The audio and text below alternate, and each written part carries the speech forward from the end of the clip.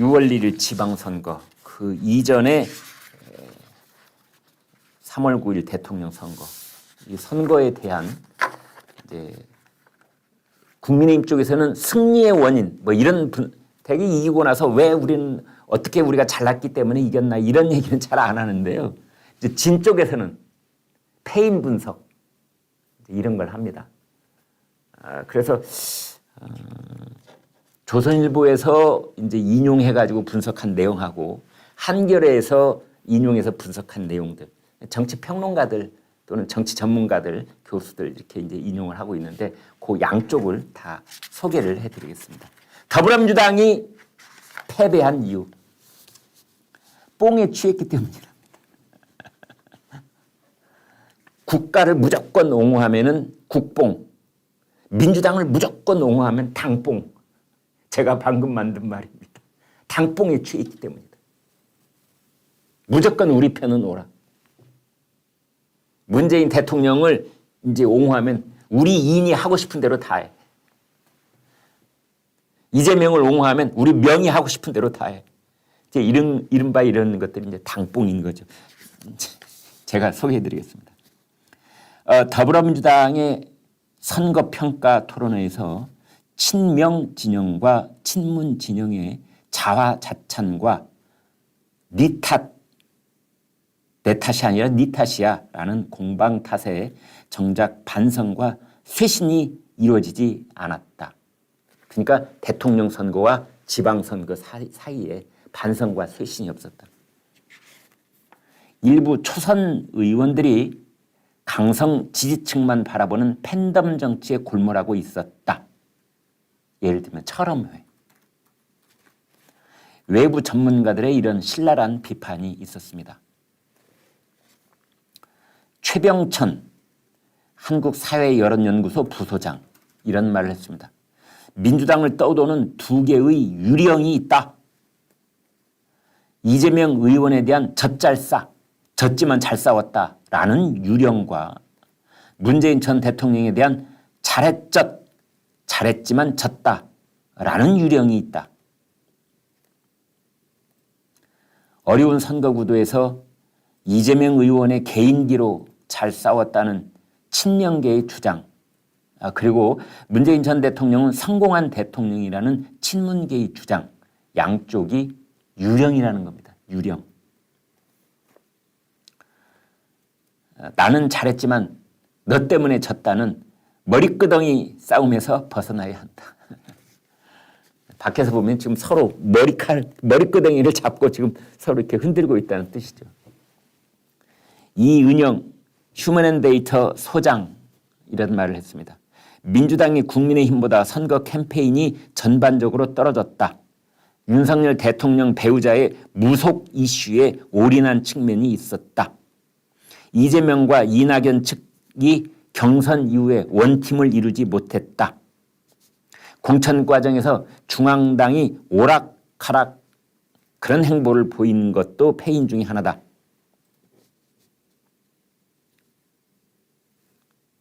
이탄희 의원은 이런 말을 했네요. 대중정치인으로서 자리매김하는 데 있어서 초선 의원들의 활동에 아쉬움이 있었다.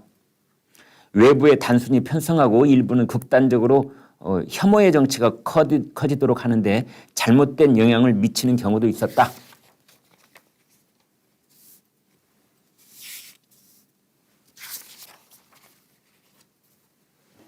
이번에는 한겨레 신문에서 이제 민주당은 왜 패배했는가 소개해드리겠습니다.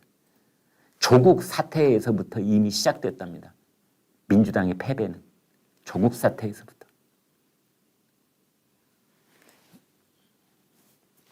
홍혜은 공덕동 하우스 대표가 이렇게 말했습니다. 민주당은 사람으로 치면 민주화 운동도 잘하고 성실하게 잘 살아왔다고 믿는 마음 좋은 중년 남성 같아요. 자신들의 범죄와 비리는 문제가 아니라고 진심으로 믿고 있는 것 같고 그게 지금 시대 상황과 충돌하고 있어요. 시민사회 법조계 인사 20명에게 한겨레 신문이 물어봤더니 민주당의 최대 패착은 조국 사태가 중요 분기점이 됐다. 이러고 있답니다. 조국 전 장관 그 일가족의 의혹이 민주당의 대통령 선거 패배, 지방선거 참패, 그 모든 사태의 시작이다. 김만권 경희대 교수가 그렇게 말했답니다. 권명아 동아대 교수는 그 가족이 어떻게 해서 이 계급 재생산, 권력 재생산의 철저한 기반이 되는지 보여줬고, 사람들이 권력화, 기득권화를 바라보는 패러다임을 바꿨다. 이준한 인천대 교수는 이렇게 말했습니다. 특히 보수 세력보다 도덕적 우위에 있다는 점을 정치적 기반으로 삼아온 민주당이 사회 전반적으로 보수 세력보다 더한다. 그런 인식을 퍼뜨린 계기가 됐다. 누가? 조국이. 조국 이전까지는 어렴풋하게나마 그래도 진보층 그쪽이 도덕적인 우위가 있지, 이런 것이 기반이 됐었다면 조국 사태 이후에 그 기반을 부숴버렸다. 아니, 그쪽이 더한다. 오히려 성추문도 그냥 진보 쪽에서 계속 나오고, 그 다음에 아빠 찬스, 엄마 찬스, 스펙 조작하기, 7개의 스펙이 다 가짜다, 이런 것도 그냥 좌파에서만 나오고, 그 사람들이 하면 더 하더라. 이런 뼈아픈 지적들이 있는 겁니다.